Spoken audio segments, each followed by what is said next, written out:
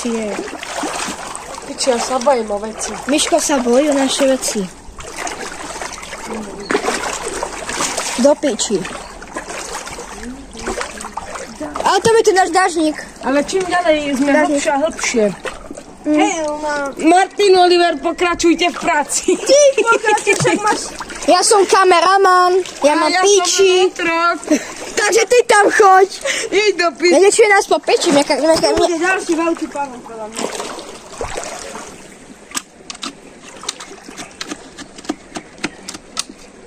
Tak už ne. No poďte, ideme. A tá druhá? Hej, jedeme. Ideme ďalej. Čo to tu rozbi... I do riči. No však... Mišo, však ide hej. Chudák Martin, nemu za chvíľu voda začne sakať do... Oliver je najlepší. Díka, on sa s toho... On je Švapky! No Martin, tebe sa tam už asi aj voda dostáva, či? No, ich mám plné vodou.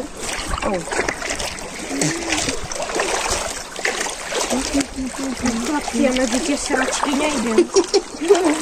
Bro, však už medzi... Však to len uvoľníš a ideš. Bro, medzi nimi už si. A to je zase tiež pravda medzi tými sračkami si. Ale už tu není taká hlboká.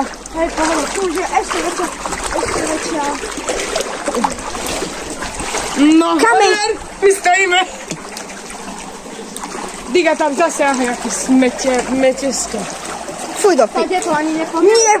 Mne sa dačo dotklo nohy teraz bez piči. A kameň to nebol. Takže ja jebem, ja idem na schody. Chlapci, ja to mám... Neviem, či stane nebudem. Ja mám piču, jak na schody. Ja už ale nejdem, Marešo, to je strašne taká voda. Preto by trvala, aspoň jemne dá schody. Ja viem, asi tu nám zobral to vedro. Isto tu bola tá babka, ktorá tu býva.